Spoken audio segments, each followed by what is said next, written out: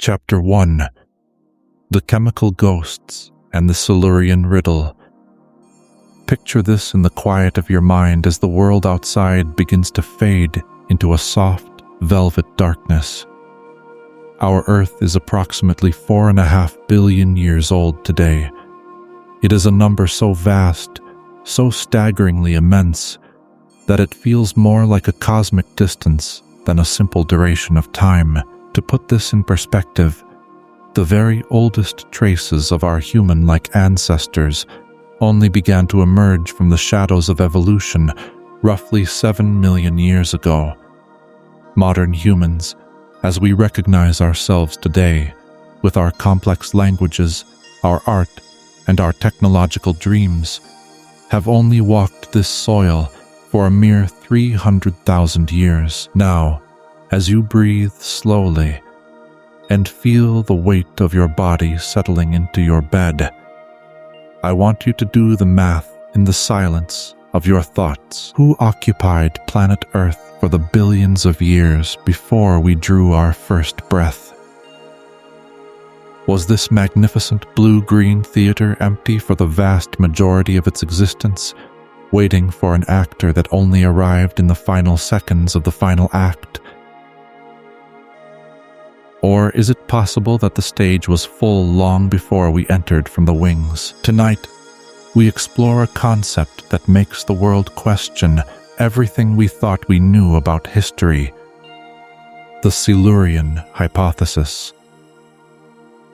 If you find a sense of restorative peace in these long-form journeys through the mysteries of our planet, please consider subscribing to the Sleepy Academy.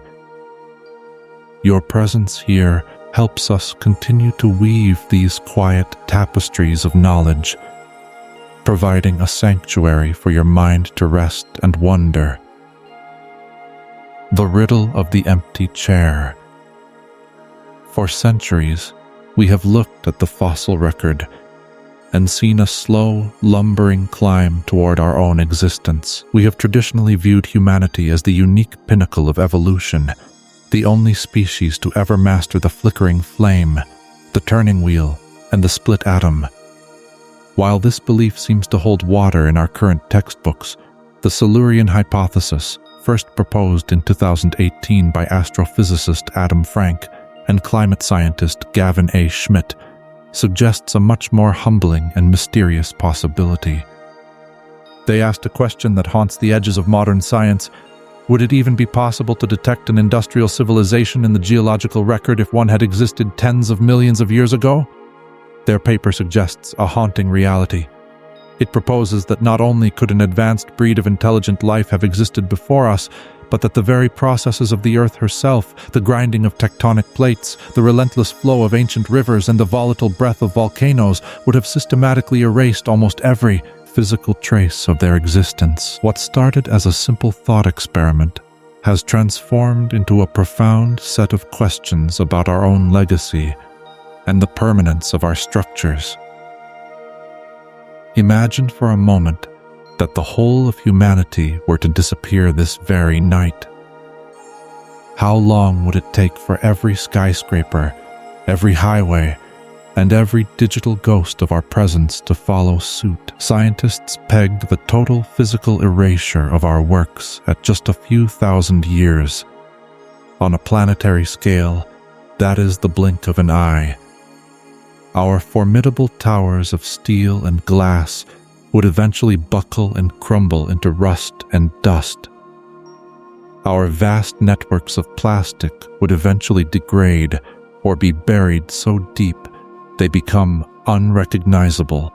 Even our radioactive waste, which we think of as an eternal stain, would eventually fade into the background noise of the Earth's natural radiation over the course of millions of years. If all traces of our seemingly magnificent presence could disappear in such a short window, what do you think happened to those who might have stood where you are standing now, 50 million, or even 100 million years ago? The Earth as a restless maker. To understand why the past is so well hidden, we must understand the dynamic ever-changing, and almost restless nature of our planet. The Earth is never truly still. She is a master of the makeover, constantly reshaping her surface and discarding her old skin. Today's vast blue oceans can become tomorrow's jagged mountain ranges. The snow-capped peaks you see today were once the floors of shallow, ancient seas. The Earth is constantly reworking her own history through a series of relentless and powerful geological processes: erosion, tectonics, volcanism, and the slow, heavy, crushing pressure of fossilization. Let us consider the process of plate tectonics. The crust of our world is not a solid, single piece, but a mosaic of massive plates that move with the incredible patience of a fingernail growing. They collide, they grind against one another, and eventually, they sink into areas called subduction zones. In these zones, the crust is pulled far beneath the surface, back into the fiery interior of the planet, to be melted and reborn as magma. This means that the Earth is quite literally having a makeover, recycling her own foundations. The impact of this process is absolute and unforgiving.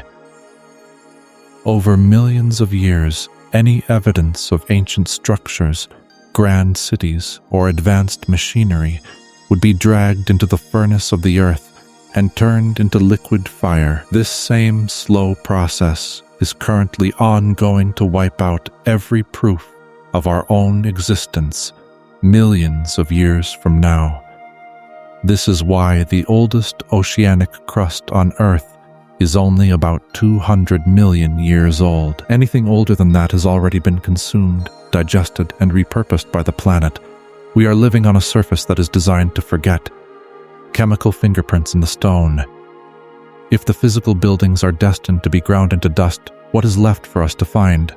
Frankenschmidt argued that instead of looking for physical artifacts like rusted gears or crumbling walls, what some might call the lizard folk evidence, we must learn to look for chemical fingerprints. These are subtle, microscopic anomalies in the Earth's crust that serve as indicators of past industrial activity. This requires a profound shift in how we think about history. We must move away from the hunt for objects and toward the study of the carbon cycle and isotopic ratios. If an industrialized civilization occupied the Earth millions of years before us, they would have likely engaged in industrial processes such as the combustion of fossil fuels to power their society. Doing so would have fundamentally altered the natural levels of carbon isotopes in the atmosphere and the soil. Specifically, the ratio of carbon-12 would become significantly higher than carbon-13. This is a non-physical explanation, a signature that cannot be wiped away by a simple earthquake or a flood. These chemical signatures become embedded in the sedimented layers of the Earth's crust, acting as subtle indicators of a past world. If an ancient civilization used nitrogen-based fertilizers for their massive agricultural projects, we would see anomalies in nitrogen-15 levels. These are the ghosts of the past, encoded in the very chemistry of the rocks. For a generation of humans with trust issues, this can be a difficult concept to grasp. We want to see the lizard folk's armor or the ruins of their homes, but the Earth offers us something much more subtle, a chemical wink in the dust of deep time. The shadow of nuclear antiquity. The Silurian Hypothesis takes an even more daring and provocative turn when we stop to ask, what if an ancient society fought nuclear wars or utilized nuclear energy?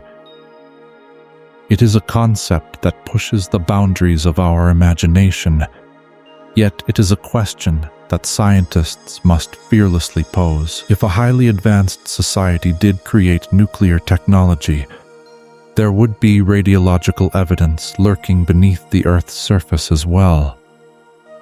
The answer lies in radioactive isotopes such as plutonium-244 and iodine-129.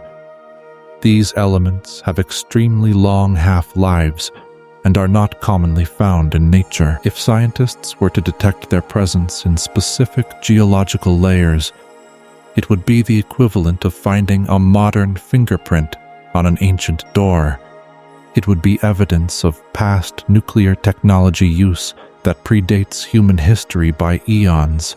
However, as with all things in science, there is a twist in the narrative. The Earth herself is a powerful chemist. Nearly 2 billion years ago, in the Oklo region of Gabon, West Africa, natural nuclear reactors occurred spontaneously when uranium deposits were flooded with groundwater. Although this is a rare and localized event, it is often used by skeptics to counter the Silurian Hypothesis. It suggests that even if we found radiological evidence, it might be discounted as a natural, albeit strange, nuclear process. It reminds us that our planet is capable of producing the extraordinary all on her own, making our search for ancient predecessors even more complex.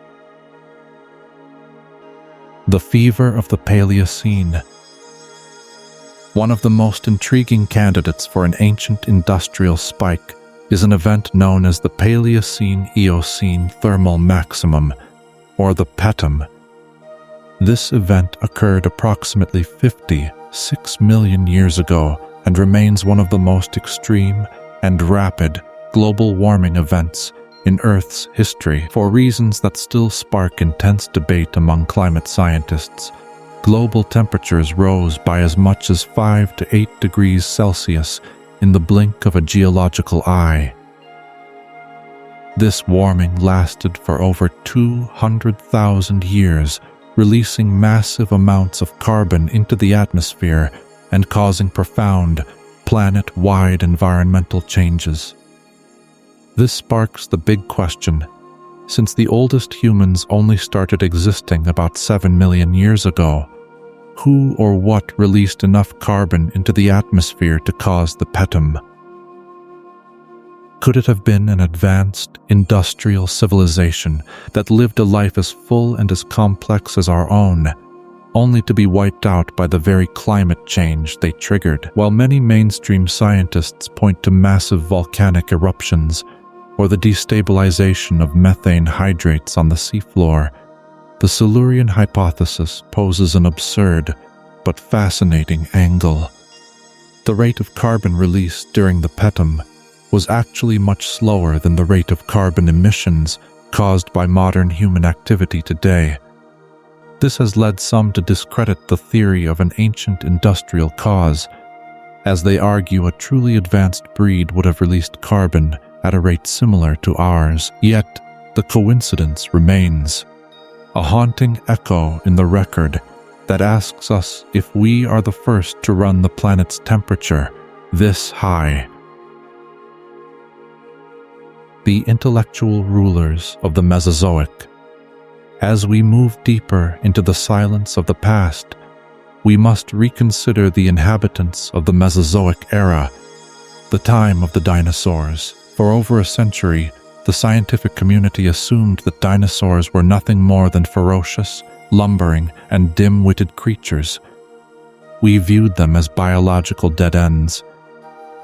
But recent studies have revealed a surprising and astonishing level of intelligence and social complexity among certain species.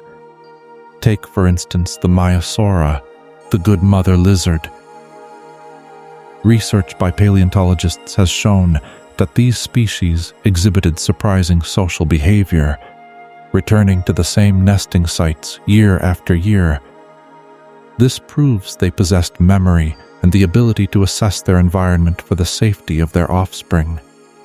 They worked together in organized communities to improve their living conditions, a level of organization that mirrors behaviors we see in modern-day animals. But among all the dinosaurs, it is the Troodon that stands out as the strongest contender for a different kind of advancement. This small bird-like dinosaur had a brain-to-body ratio that was higher than almost any of its contemporaries. Paleontologists have deduced that its binocular vision and grasping hands could mean that the species was familiar with complex tasks, such as cooperative hunting and perhaps even the use of primitive tools. The speculative dinosauroid theory, proposed by Dale Russell, suggests that if the asteroid impact 66 million years ago had not occurred, the Troodon might have evolved into a humanoid-like creature capable of building machines and transforming their culture. Is it possible that an undiscovered branch of these intelligent dinosaurs reached a higher organizational level than we give them credit for? If they built roads or small cities, those structures would have been ground into dust and redistributed across the planet by the very catastrophe that ended their reign. Their remnants might be screaming for help as faint isotopic signatures in the rock, waiting for us to look closer. The dynamic nature of memory. The Earth is like a string of hormonal mood swings, ever restless and constantly changing. This dynamic nature is exactly why both archaeologists and geologists live in a constant state of wonder. We must accept that today's mountains were once tomorrow's valleys, and the seafloor where whales now swim was once a habitable plain where intelligent life might have flourished. When we consider the power of erosion, the relentless work of water and wind over millions of years, we realize that even the most formidable concrete and metal structures will eventually be worn down. Under the weight of nature, everything returns to the Earth. Only a tiny fraction of Earth's history is preserved within the rocks presently available to us. With geological processes constantly repeating themselves, there is a very high chance that entire eras of history have been wiped clean, leaving us with a fragmented story. We are forced to rely on non-physical explanations because the physical proof has been obliterated. As the paper by Frank and Schmidt held close, when the desirable is not available, the available becomes desirable. We must become comfortable with the idea that the proof of those who came before us is not in the things they left behind, but in the way they changed the world itself. We are searching for a smoky Silurian picture, a chemical fingerprint in the crust that whispers of a time when we were not the only ones to dream. The closing of the first chapter. As you drift closer to the edge of sleep, consider the possibility that we humans are just the latest chapter in a much older and more crowded story. The Silurian Hypothesis does not claim to have found a past civilization, but it challenges our arrogance in believing we are the first. It asks us to look at the Petum, the Oklo reactors, and the intelligent Troodon as pieces of a puzzle we are only beginning to understand. The Earth is a restless maker, and she has many secrets hidden in her deeper layers. Our skyscrapers are grand to us, but to the Earth, they are mere dust waiting to be swept away.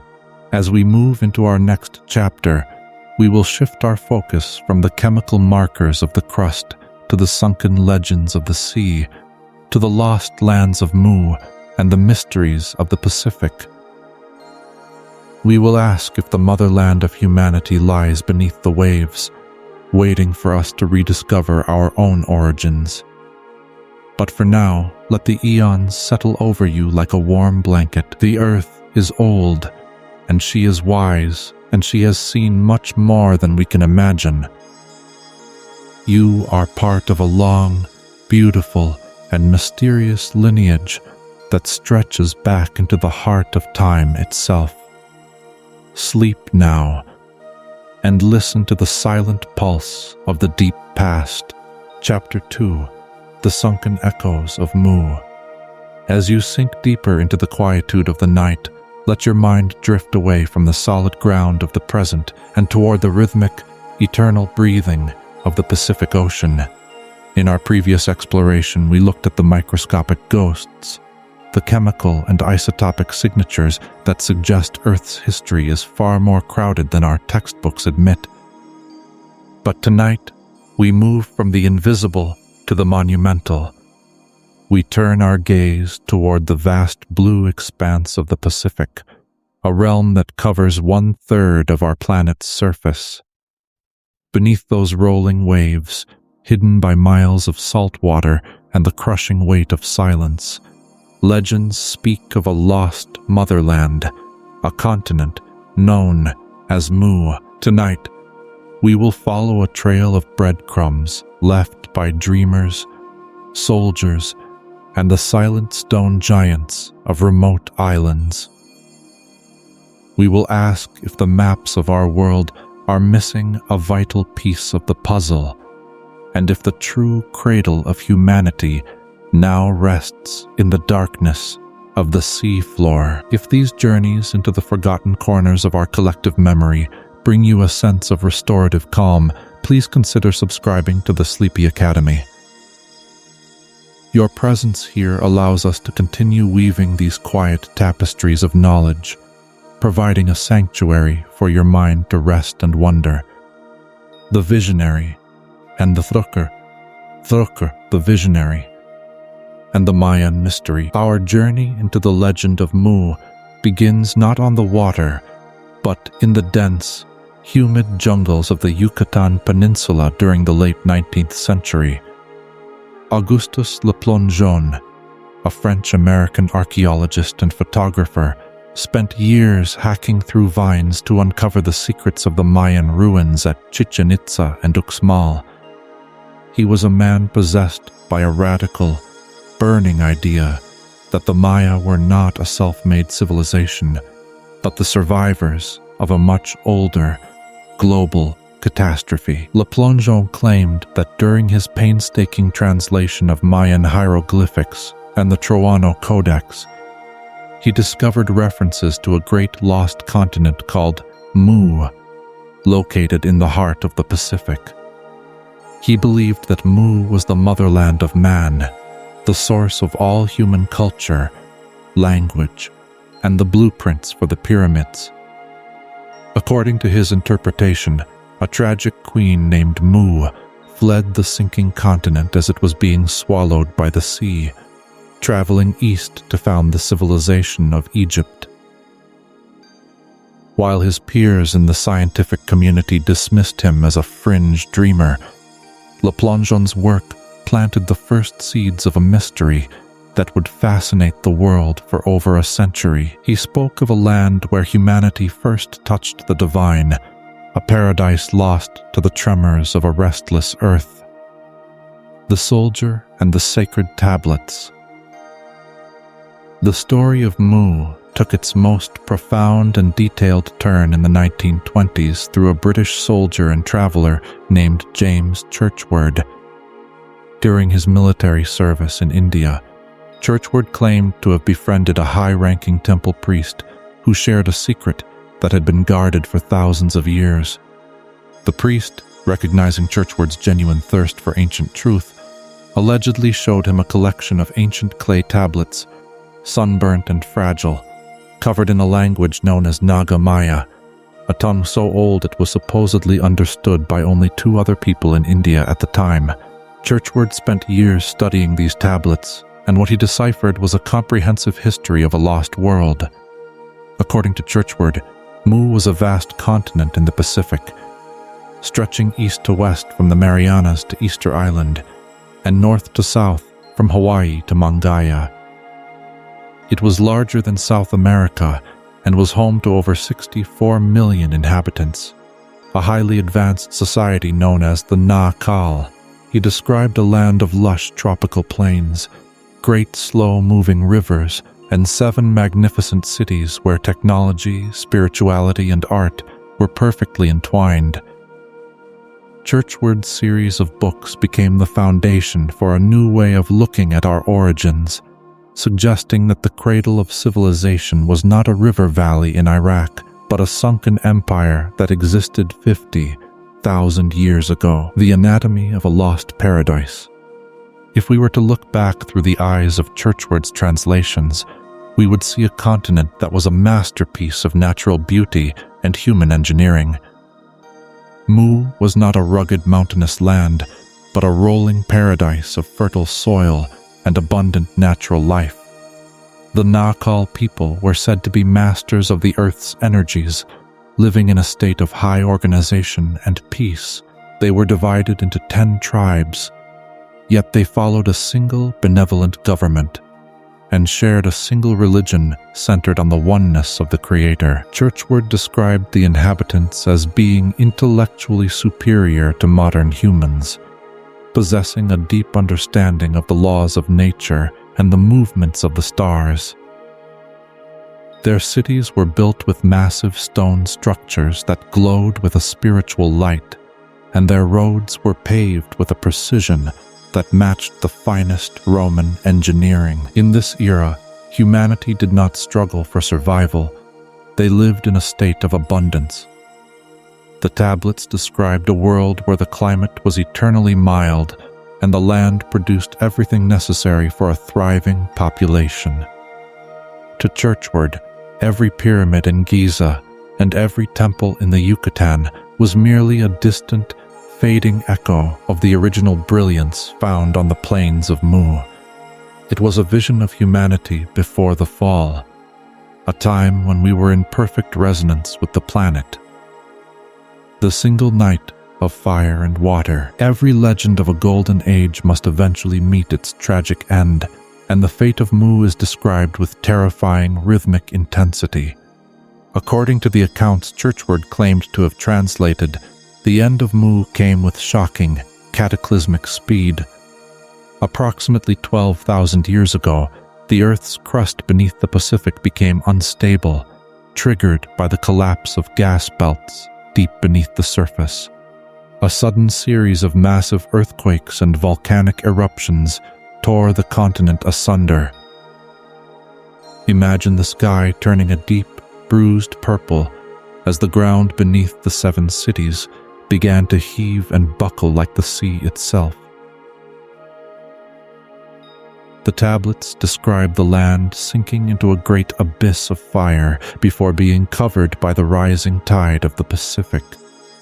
In the span of a single night, the great motherland was obliterated, taking 64 million lives and 50,000 years of history down into the darkness. The refugees who managed to escape on ships were scattered to the far shores of Asia and the Americas, arriving as gods from the sea, carrying the last fragments of their lost wisdom to a world that had suddenly become primitive and cold. This cataclysm was a global reset, a moment when the clock of human history was wound back, leaving only myths and whispers behind. The silent sentinels of Easter Island, when skeptics ask for physical proof of a lost continent in the middle of the Pacific, researchers often point to one of the most mysterious and isolated specks of land on Earth, Rapa Nui, or Easter Island. This island is famous for its moai, the massive stone statues with oversized heads and stoic, heavy expressions that stand watch over the coastline. For decades, the moai have baffled historians and engineers alike. How did a small, supposedly isolated population of islanders carve, transport, and erect statues that weigh up to 80 tons? The mystery goes far deeper than simple transportation. When early European explorers asked the native Rapa Nui people how the statues were moved, they didn't speak of rollers, wooden sleds, or massive labor forces. They simply said the statues walked to their locations. While modern researchers Terry Hunt and Carl Lipo have demonstrated that a rocking motion with ropes could move the statues, the spiritual tradition of the island suggests a deeper connection to an ancient power known as mana. If we look at Rapa Nui through the lens of the Mu hypothesis, the island is not just a lonely rock. It is the last remaining mountain peak of a sunken continent. The moai are not just statues. They are the silent stone witnesses to a culture that was once part of a much larger, interconnected world, their eyes forever fixed on the horizon where their motherland once lay submerged. The precision of megalithic masonry. The construction of the moai and their supporting platforms, known as ahu, is not just a feat of physical strength. It is a testament to an advanced understanding of masonry. In some parts of Easter Island, the stonework of these platforms features interlocking blocks that fit together with a precision that defies explanation. This megalithic style, where massive stones are shaped to interlock without the need for mortar, is found in the ancient walls of Cusco in Peru, the pyramids of Egypt, and the foundations of temples in Japan. How did people separated by thousands of miles of open ocean all develop the exact same sophisticated earthquake-proof technique? To James Churchward and his followers, the answer was clear. They didn't develop it independently. They were all descendants of the same mother civilization. The stone walls of the Pacific are the fingerprints of the Nayakal. The tall, legless moai statues, with their elongated ears and distinctive features, may be stylized portraits of the original Mu inhabitants. The primary material used, volcanic tuff, was brought from the extinct crater of Rano Raraku, a site that theorists believe was a center of ancient engineering knowledge. When we look at the moai, we are looking at the survivors' attempt to immortalize the dignity of a lost race. The mystery of Nan Madol, the Venice of the Pacific. Further west in the Pacific, in the Federated States of Micronesia, lies the ruins of Nan Madol. This ancient city is built entirely of massive basalt columns, some weighing up to 50 tons, stacked like logs to form 92 artificial islands on top of a coral reef. Often called the Venice of the Pacific, Nan Madol's construction would have required the movement of millions of tons of stone, yet the local islands have no evidence of the technology needed to perform such a feat. Local Pohnpeian legends tell a story that mirrors the walking statues of Easter Island. They say the massive basalt stones were flown through the air and placed into position by two twin sorcerers. When we look at the sheer impossibility of Nan Madol's construction by a small, primitive tribe, we must ask, was this city once an outpost of a much larger landmass? Furthermore, there are underwater formations off the coast of Yonaguni, Japan, featuring right angles, flat terraces, and what appear to be carved steps and pillars. While some geologists call these natural, many researchers see the undeniable hand of an architect. If these structures are man-made, they prove that cities existed in the Pacific when the sea levels were hundreds of feet lower. During the exact era Churchward claimed Mu was the master of the world. The global blueprint of the pyramid. One of the most striking arguments for a shared motherland in the Pacific is the global prevalence of the pyramid. From the Great Pyramid of Giza in Egypt to the Temple of the Sun in Mexico, and from the Shanxi pyramids in China to the ziggurats of Mesopotamia, the pyramid is the universal shape of the ancient world. Why did civilizations, supposedly isolated and without contact, all settle on this specific, complex geometric blueprint? The standard explanation is that the pyramid is the most stable way to build high with stone, but this doesn't account for the shared mathematical constants and astronomical alignments found in pyramids across the globe. Many are aligned with the solstices or specific constellations, such as Orion's belt. In the Mu hypothesis, the pyramid was not just a tomb or a temple. It was a sacred design brought from the motherland. It was a stone representation of the spiritual and physical laws that the Nayakal had mastered over 50,000 years. When Mu sank, the refugees carried this divine blueprint in their minds, building pyramids wherever they landed as a way to anchor their culture and remember their lost home. The pyramids are the stone anchors of a forgotten network, tethering our world to a history that currently lies beneath the waves, deciphering the Rongorongo script. In the quiet halls of linguistics, there remains a mystery that might hold the key to the Pacific's past. The Rongorongo script of Easter Island, discovered on wooden tablets. This script consists of beautiful, flowing symbols, birds, plants, humanoids, and celestial patterns that have never been fully deciphered. It is a language of Bostrophidan style, where every other line is written upside down, requiring the reader to turn the tablet to continue. James Churchward claimed that this script was a derivative of the original Naga Maya language of Mu. If we could crack the code of these tablets, what stories would they tell? Some believe they contain the chant of the world, a record of the Great Flood, and the final hours of the continent. To this day, the Rongorongo remains a silent ghost, a reminder that we are missing the fundamental key to our own origins. We are like children who have found a book written by their parents, but have forgotten how to read the alphabet. The symbols wait, patient and enduring, for a generation that is ready to listen to the voice of the sea. The closing of the second chapter.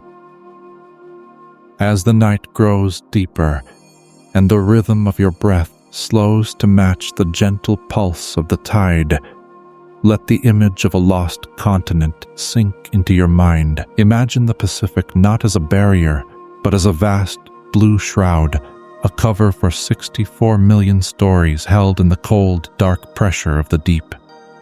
Whether Mu was a physical continent or a powerful cultural memory of a time when humanity was more connected to the planet, its legend invites us to look beyond the surface of things. We are the amnesiac heirs of a drowned brilliance.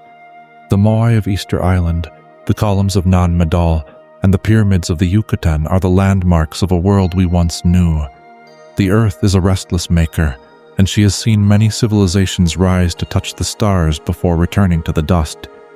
As we prepare to move into our next chapter, we will leave the Pacific and travel to the Atlantic, to the most famous lost world of all, Atlantis, and the great flood that finally wiped the slate clean. But for now, rest in the knowledge that you are a part of this eternal cycle. The waves of the Pacific continue to roll, the stone giants continue to watch, and the secrets of the motherland are safe in the silence of the sea.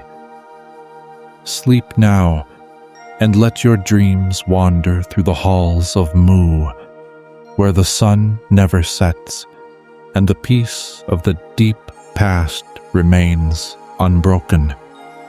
Chapter 3. The Crystal Heart of Atlantis. The world outside has fallen into a profound, velvet silence, and the air around you grows heavy with the scent of ancient mysteries.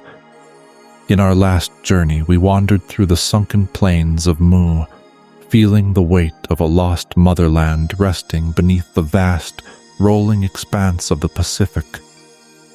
Tonight, we turn our gaze across the globe to the Atlantic, toward a name that has become the very definition of a lost world: Atlantis.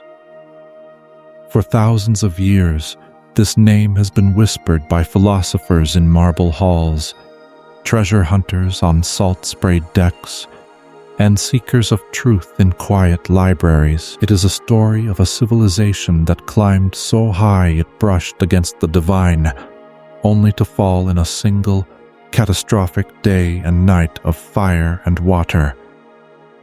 Tonight, we will go beyond the myths and the modern fables. We will walk the concentric rings of the great city as described by Plato, explore the possibility of a world powered by the resonance of crystals, and understand the spiritual warning left behind by a people who forgot their place in the universe.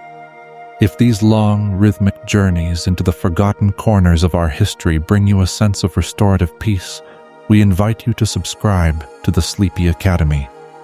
Your presence here allows us to continue weaving these quiet stories, creating a sanctuary for your rest and your wonder. Understore, the philosopher's sacred record. Our story begins in the 4th century before the Common Era, in the intellectual heart of Athens.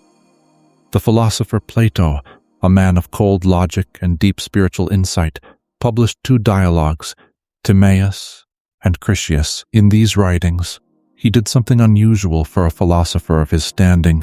He provided a detailed historical-style account of an empire that existed 9,000 years before his time.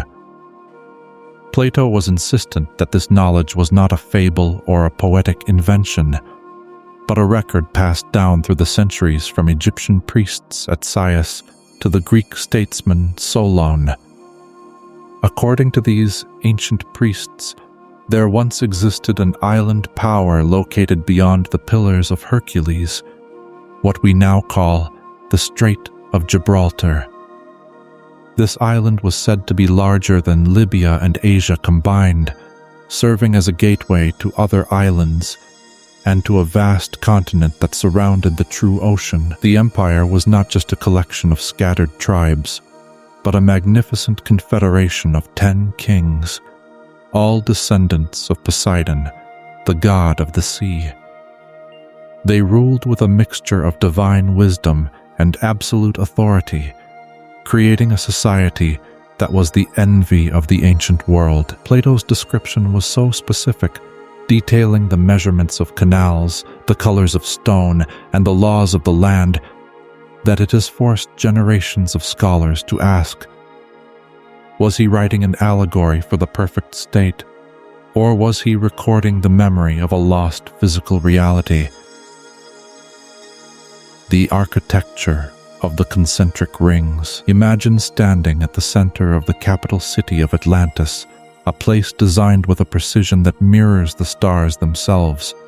It was a marvel of urban planning, laid out as a series of alternating rings of land and sea. There were 3 rings of water and 2 of land, all perfectly circular and connected by massive bridges and tunnels that allowed ships to pass into the very heart of the empire. At the absolute center of the city stood the citadel, a place of shimmering beauty where the royal palace and the gold-draped Temple of Poseidon were located. Plato describes the walls of these rings as being covered in different metals that caught the sunlight in a dazzling display of color. The outermost wall was coated in bronze, the inner wall in tin, and the wall of the citadel itself sparkled with a mysterious, fire-colored metal called orichalcum. This legendary substance was said to be second only to gold in value and was mined directly from the red earth of the island.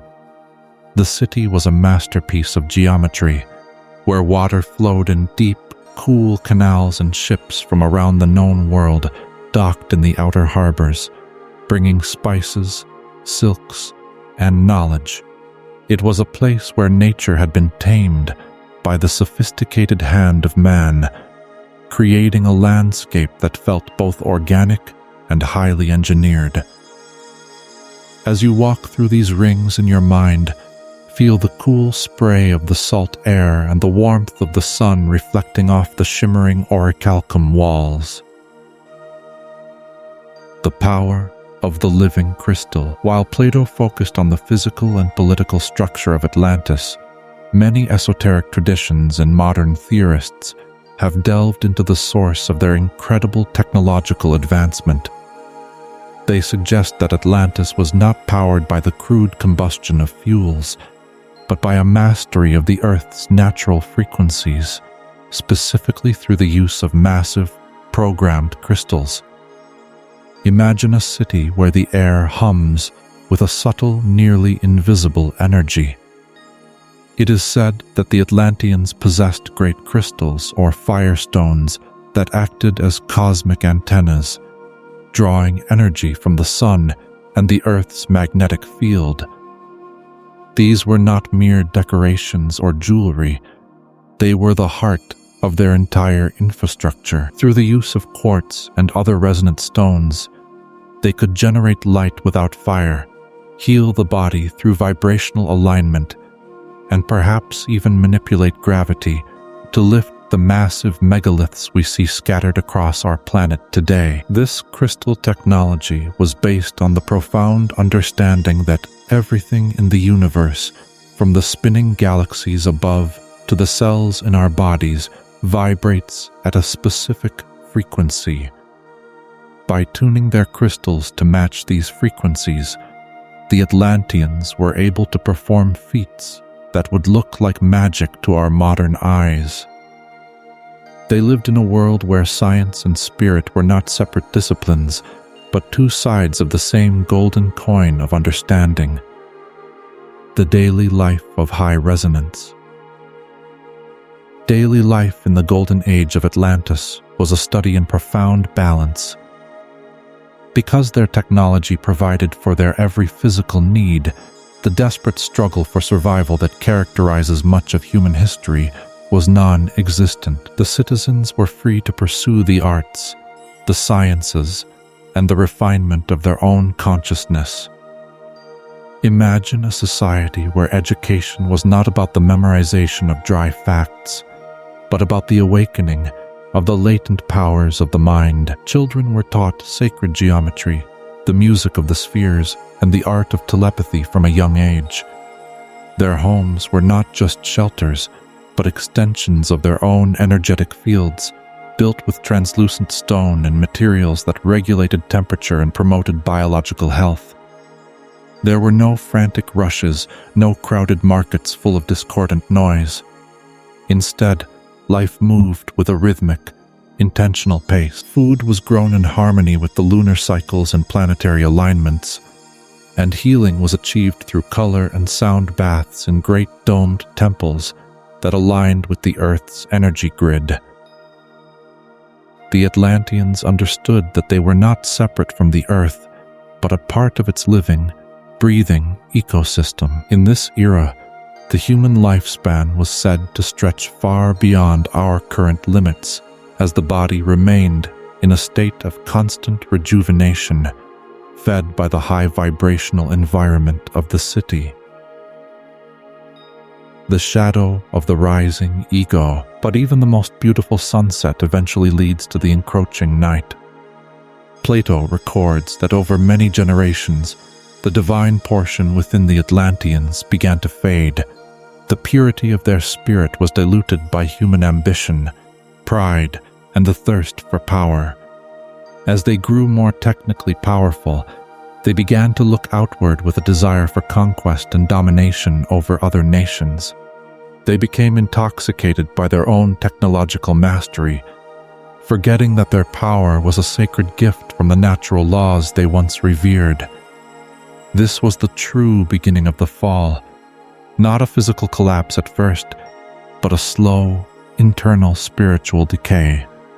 The priests of the crystal temples, once the guardians of wisdom, began to use their knowledge for control and personal gain, rather than service to the whole. The 10 kings, once unified in their adherence to the laws of Poseidon, began to bicker over territory and prestige. The harmony of the concentric rings was broken by the discord of the human ego.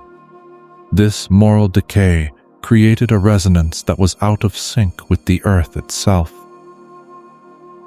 Legend suggests that the very crystals that once powered their paradise began to malfunction, reflecting the inner chaos and darkness of the people who operated them. The light of Atlantis began to flicker, and the Earth, in its silent planetary observation, prepared to reset the balance. The warning of the silent sages. Before the final catastrophe, it is said that there were those who saw the writing on the wall. The sages and the high priests who had remained true to the ancient law of one recognized the signs of an impending planetary correction. They saw the subtle shifting of the stars and felt the tremors of unrest in the deep crust of the Atlantic floor. These initiates knew that the age of Atlantis was coming to a violent close, and that a great sleep was about to fall over the consciousness of humanity. They did not try to save the buildings, the gold, or the physical luxuries of their world, they sought to save the knowledge. They began to encode their wisdom into stone, into tablets, into the blueprints of future pyramids, and into the very myths that would be told for thousands of years. They knew that the language of light would soon be forgotten, so they used the universal language of mathematics and geometry. These refugees of the spirit began a quiet migration to distant lands, to the high plateaus of the Andes, the fertile banks of the Nile, and the hidden valleys of the Himalayas. They became the bearded gods and the shining ones of later legends, arriving on foreign shores as survivors of a world that was about to disappear into the depths. They carried the seeds of civilization in their hands, waiting for a time, thousands of years in the future, when the world would be ready to remember its true heritage. The night the ocean rose, the end of Atlantis was not a slow decline, but a sudden, violent punctuation mark at the end of an era. Plato writes that there occurred violent earthquakes and floods, and in a single day and night of misfortune the entire island was swallowed by the sea. Imagine the sky turning a bruised, terrifying black as the great crystalline towers shattered, their harnessed energy discharging back into the earth in a blinding, terrifying flash. The concentric rings, once symbols of perfect order and beauty, were overwhelmed by walls of water hundreds of feet high. The geological cause of such a disaster has been debated for eons. Some point to the melting of the glaciers at the end of the last ice age, which caused sea levels to rise dramatically in a series of meltwater pulses around 11,600 years ago, a date that matches Plato's timeline with eerie precision. Others suggest a comet impact in the Atlantic that triggered tsunamis of unimaginable scale and fire from the heavens. Regardless of the physical trigger, the result was the same. The most advanced civilization on Earth was erased from the surface. The Great Library, the Temple of Poseidon, and the secrets of the Orichalcum were all claimed by the abyss. By morning, where a magnificent empire had stood, there was only a vast, muddy sea, silent and impassable, holding the secrets of a golden age in its cold embrace, the footprints in the global sand. If Atlantis was real, why do we not find its ruins in the center of our maps today? The answer lies in the nature of the Atlantic floor, a place of constant tectonic activity, shifting plates, and deep ancient sediment. But while the city itself may be buried beneath miles of silt and water, its footprints are scattered across the globe for those who have eyes to see. We see them in the Piri Reis map, an ancient chart that shows the coastline of Antarctica without ice, a feat of mapping that should have been impossible for any civilization before the modern age. We see the legacy of Atlantis in the ruins of Tiwanaku in Bolivia, where stone blocks were cut with such laser-like precision that they seem to have been shaped by light rather than iron. We see it in the global obsession with the number 12, the zodiac, and the mathematical constants like pi and phi that appear in sacred architecture from Cambodia to England. These are the cultural fossils of a lost era. The Atlanteans may have lost their home, but they left behind a trail of breadcrumbs in the form of myths and megaliths. Every time we look at the stars and feel a sense of unexplained longing, or walk through a cathedral and feel the power of resonance, we are tapping into the dormant memory of the Atlantic Empire. We are the amnesiac children of a drowned world, trying to piece together the fragments of our own former brilliance. The spiritual legacy of the Great Reset. The story of Atlantis and the Great Flood that followed is not just a historical mystery, it is a spiritual mirror for our own time. It serves as a haunting reminder of the delicate, vital relationship between human knowledge and human wisdom. The fall of Atlantis teaches us that technology without heart and power without spiritual purpose eventually leads back to the abyss. The flood was a cleansing, a way for the earth to shake off the disharmony of a civilization that had grown too heavy, too arrogant for its own soul. As you drift closer to the edge of sleep, consider the possibility that we are currently living in a great time of remembering. The secrets of the crystals, the power of sound, and the understanding of the Earth's energy grid are all beginning to resurface in our collective consciousness. We are being given a second chance to build a world that is in harmony with the cosmos. The flood did not just destroy, it preserved the seeds of the future in the deep soil of our unconscious minds. Atlantis is not just a place on a map, it is a state of being that we once achieved and may one day find the wisdom to manifest again.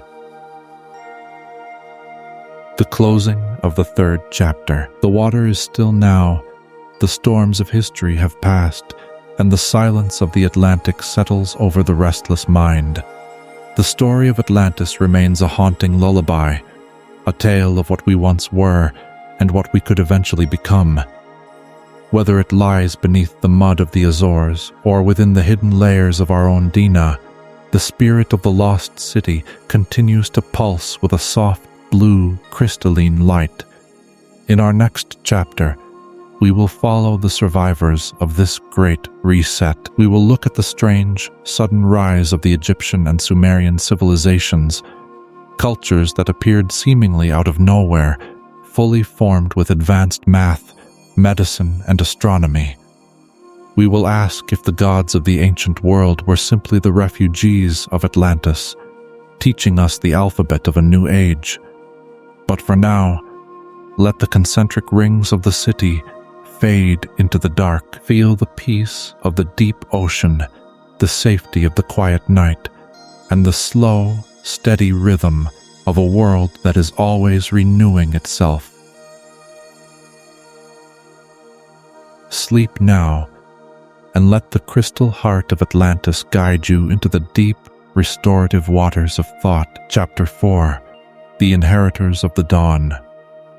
The world is held in a breathless, expectant pause. As the waters of the great cataclysm receded, they left behind a planet that was fundamentally changed, a blank slate upon which a new, more fragmented story would be written. In our previous journey, we watched the crystal towers of Atlantis descend into the abyss, and we felt the heavy silence that followed the drowning of Mu. But the story of intelligence did not end in the deep. Tonight we follow the survivors, the inheritors of the dawn, who stepped off their vessels onto the muddy shores of a post-flood world. We will explore the sudden, unexplained blossoming of civilizations in the Nile Valley and Mesopotamia, and the mystery of the bearded gods who arrived with the secrets of the stars held firmly in their hands. We will ask why the first chapters of human history read not like a slow, primitive climb from the caves, but like the recovery of a lost and magnificent inheritance. If these quiet reflections on the resilience of the human spirit bring you a sense of restorative peace, please consider subscribing to the Sleepy Academy. Your presence here allows us to continue documenting the long, winding path of our collective memory, providing a sanctuary for your mind to rest. Hor. The mystery of the sudden civilizational bloom.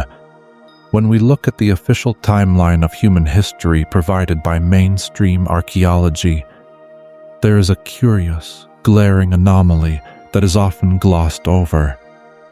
For tens of thousands of years, humanity allegedly existed in a state of simple hunter-gathering, living in small tribes, and following the natural rhythms of the wild. Then, seemingly in the blink of an eye, civilizations appeared that were already fully formed, possessing high-level skills. In Egypt, the first dynasty emerged not with primitive mud huts, but with sophisticated architecture, a complex writing system, and an understanding of mathematics that was already ancient by the time it was recorded.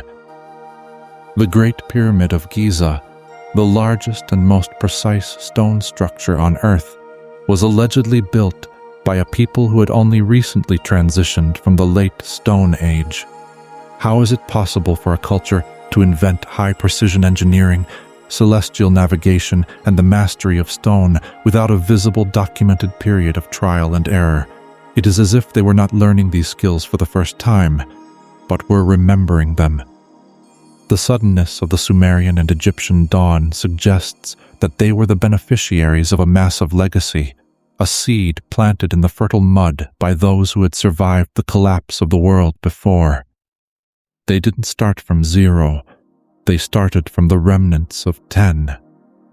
The Shemsu-Hor, the shining ones of the Nile. In the ancient Egyptian texts, there is a period known as Zep-Tepi, which translates to the first time. The Egyptians themselves did not claim to have invented their own culture out of thin air. Instead, they spoke with great reverence of the Shemsu-Hor, the followers of Horus, divine beings or demigods who ruled over the land of Egypt for thousands of years before the first mortal pharaoh ever took the throne. These beings were described as the possessors of a lost science, the ones who established the sacred geography of the Nile and aligned the first temples with the movements of the heavens. Among these figures, none is more significant than Thoth, the god of wisdom, writing, and measurement. In the Hermetic tradition, it is said that Thoth was a survivor of the lost continent of Atlantis, a high priest who carried the light of knowledge across the rising tides. He was a keeper of the Emerald Tablets, a collection of arcane knowledge that detailed the fundamental laws of the universe. Thoth was said to have arrived in the Nile Valley as a teacher, bringing with him the art of writing, the Medut Neter, or words of the gods, and the principles of alchemy. He did not come as a conqueror, but as a librarian of the soul, ensuring that the light of the previous age was not extinguished by the flood. As you visualize the golden sands of the Nile, imagine these silent teachers walking through the mist, laying the foundation stones of a civilization that would endure for 5,000 years. The bearded gods of the Americas, across the Atlantic, in the high, thin air of the Mexican plateaus, and the jagged peaks of the Andes. A nearly identical story is told by cultures that had no official contact with the Mediterranean. The Aztecs spoke of Quetzalcoatl, the plumed serpent, while the Maya called him Kukulkan. The Inca of Peru looked back to a majestic figure named Viracocha.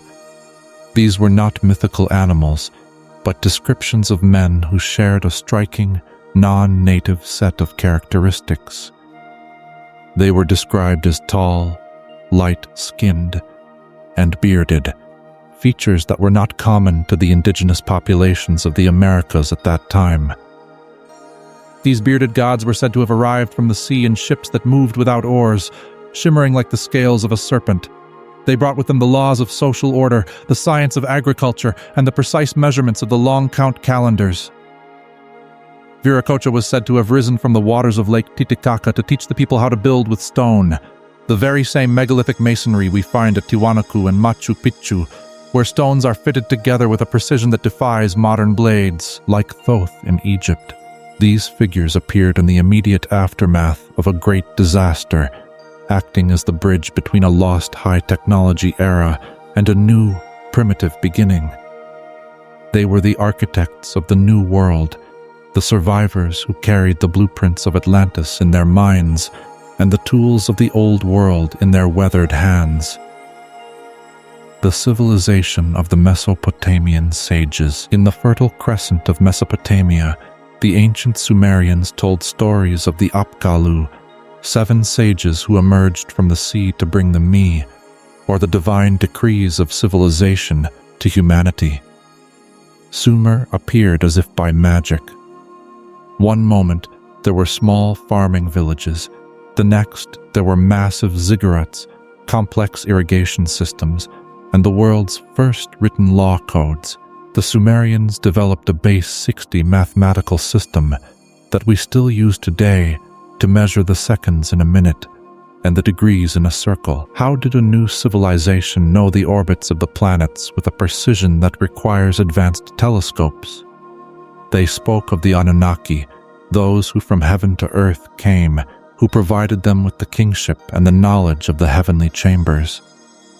If we view these gods and sages not as extraterrestrials, but as the high-tech refugees of a pre-flood global empire, the puzzle begins to fit together perfectly. They were the masters of the Silurian markers we spoke of earlier, the ones who understood isotopic ratios, the Earth's magnetic grid, and the power of resonance. They didn't just build cities, they built resonance centers designed to keep the human mind in tune with the planetary vibration, ensuring that the amnesia of the flood did not become permanent. The geometry of the second chance. The survivors of the flood were architects of memory, and they knew that the spoken word could be corrupted over time. This is why we see the same sacred geometry repeated in the first monuments of every continent. The ratio of the Great Pyramid of Giza to the dimensions of the Earth is not a coincidence. It is a mathematical statement in stone. The positioning of the Angkor Wat temple complex in Cambodia mirrors the constellation of Draco as it appeared 10,000 years ago. The alignments of the stone circles at Stonehenge and Nabta Playa are identical in their astronomical function. Why were the ancients so utterly obsessed with the stars? Because the stars were the only clock that survived the flood. The inheritors of the dawn knew that the earth was subject to vast celestial cycles, precession, solstices, and equinoxes that heralded the coming of great changes. They built their temples in stone to ensure that the message would survive the next reset. They were building time capsules of geometry. When you enter a cathedral or an ancient temple, you are standing inside a piece of surviving Atlantean mathematics. The rhythm of the pillars and the height of the arches are designed to induce a specific state of consciousness, a frequency of remembering. That was the standard state of being in the world before the rain fell. The global diaspora of the wise. The migration of these survivors was not a random flight of panic. It was a calculated dispersal. They followed the ley lines of the earth, the invisible veins of energy that crisscrossed the planet like a nervous system. These survivors knew how to detect the tells of the Earth's magnetic field using tools that have long since turned to dust. They settled in places where the veil between the physical and the energetic was thinnest. This is why we find ancient ruins built upon the same hotspots over and over again, across thousands of years. The bearded gods were the ones who mapped these lines. They were the global navigators who used the Piri Reis maps and the stars to ensure that the network of light remained intact.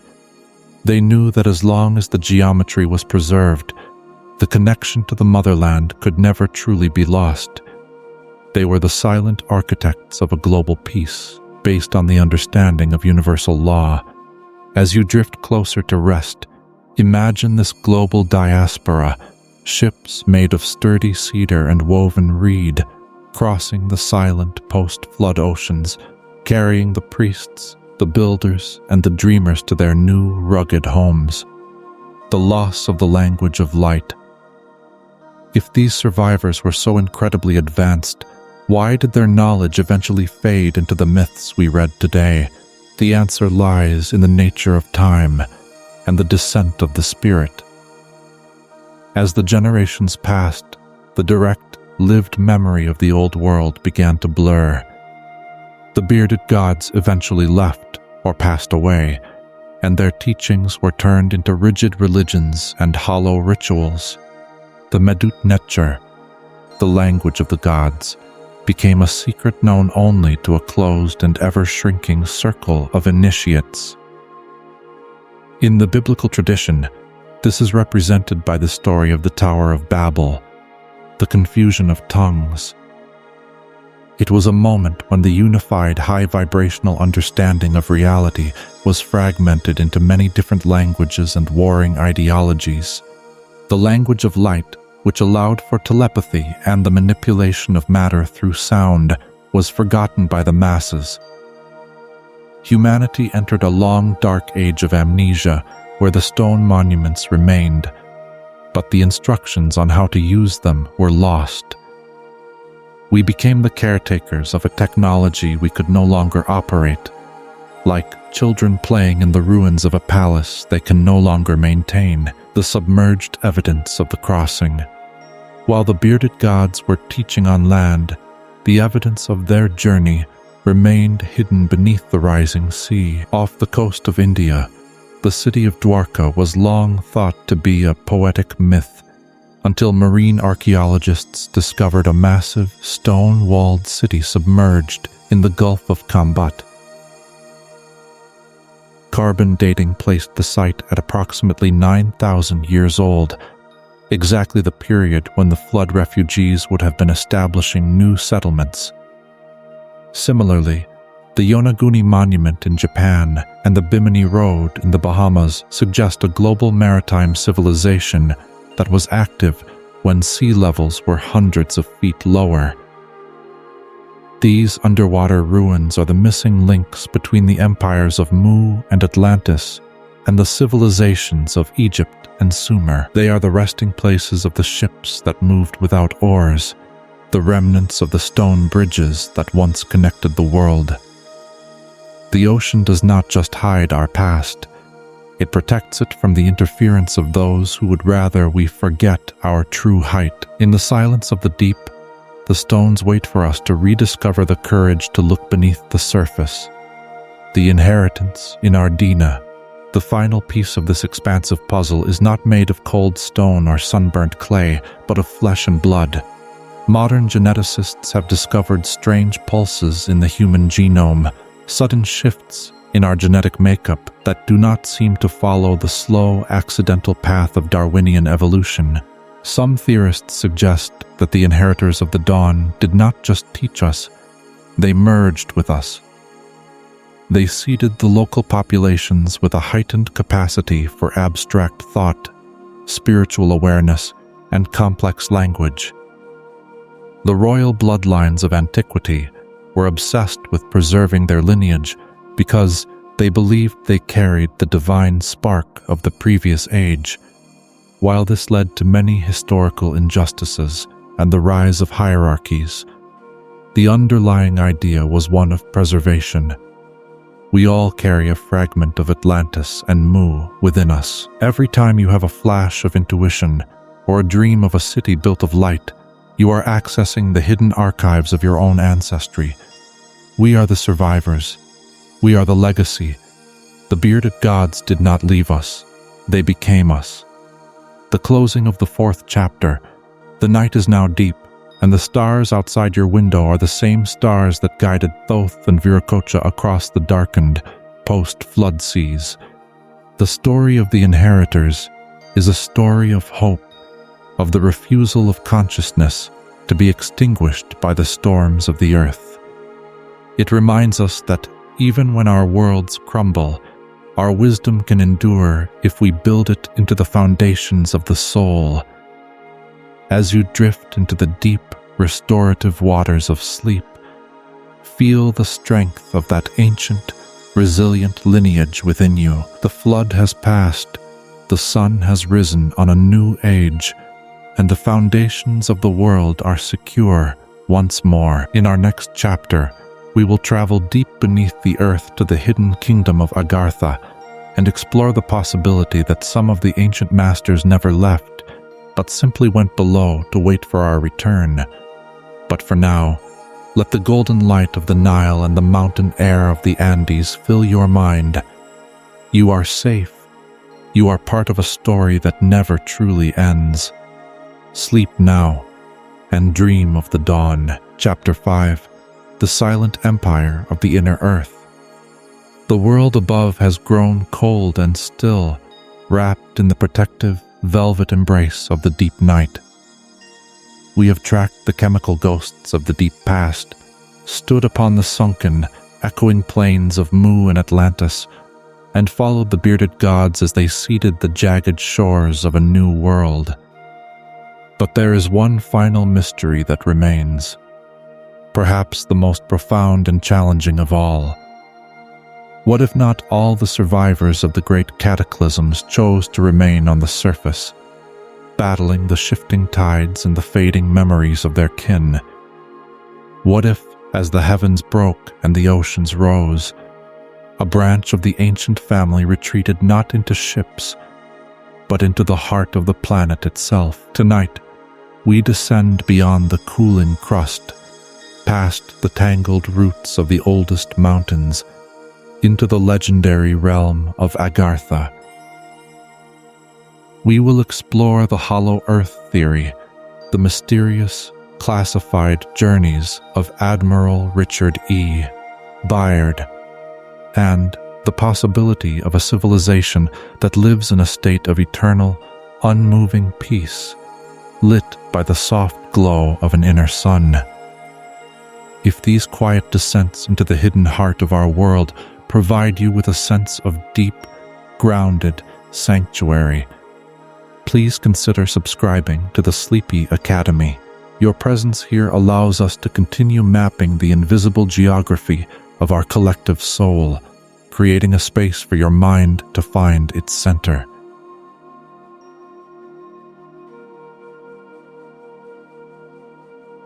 The Call of the Sacred Cavern. Since the earliest days of our species, we have looked at caves not just as temporary shelters from the storm, but as sacred portals to another reality. From the ancient Greeks and their myths of the subterranean underworld to the complex Hindu descriptions of Patala, humanity has always harbored a deep-seated intuition that the earth is not a solid, dead stone, but a hollow, living vessel teeming with life. In the late 19th century, this intuition was given a formal name by the French mystic and philosopher Alexandre Saint-Yves d'Alvedre, Agartha.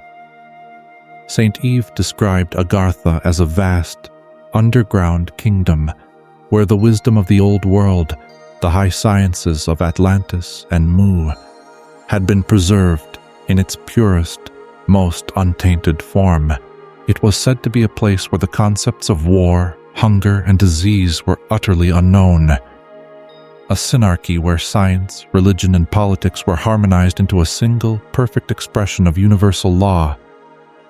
Saint-Yves claimed that Agartha was hidden behind a vibrational veil to prevent the surface world from misusing its advanced technology, but that its very existence acted as an energetic anchor, quietly stabilizing the planet's turbulent field. As you imagine the path downward in your mind, feel the air grow warm and still, and the weight of the world above begin to lift, replaced by a sense of ancient, subterranean security. The science of the hollow shell. While the idea of a hollow earth sounds like the work of poets and mystics, it actually found its first serious proponents among the giants of early modern science. In 1692, Edmund Halley, the brilliant English astronomer who mapped the famous comet, proposed that the Earth was not a solid ball of rock, but a series of concentric shells, each separated by an atmosphere and capable of supporting life. Halley was trying to explain the strange, persistent fluctuations in the Earth's magnetic field, and he theorized that internal magnetic spheres were rotating at different speeds within the planet's interior. In the centuries that followed, this idea evolved from a magnetic theory into a biological one. In the early 1800s, John Cleves Sims Jr. famously argued that there were massive openings at the North and South poles, vast, circular portals that led directly into the planet's interior. He believed the Earth was a hollow crust approximately 800 miles thick. While modern geology tells us of a mantle, an outer core, and a solid inner core, the hollow Earth theory persists in the realm of fringe science and esoteric tradition.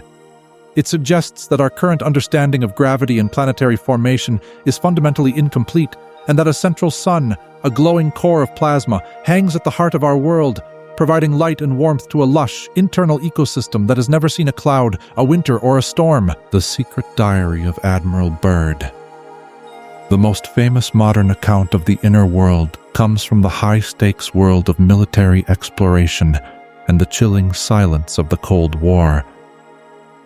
In 1947, Admiral Richard E. Byrd, a decorated hero and a master of the polar regions, led a massive expedition to Antarctica known as Operation High Jump. Officially, it was a mission to establish a research base and test equipment in extreme cold, but legend speaks of a very different experience that was immediately classified upon his return.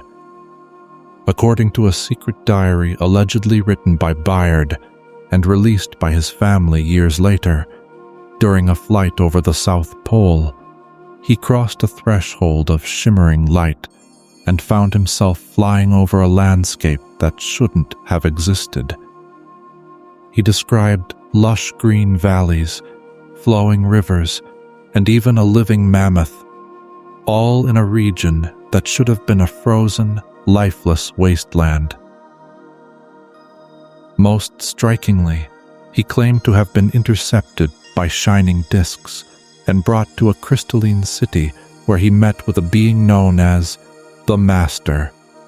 This being expressed grave concern about humanity's recent discovery of nuclear weapons at Hiroshima and Nagasaki and urged Byrd to carry a message of peace back to the surface governments. Though the military officially denied these accounts, Byrd's public comments about a land beyond the pole and an enormous center of mystery continue to fuel the belief that the gateways to Agartha are guarded by more than just ice and stone.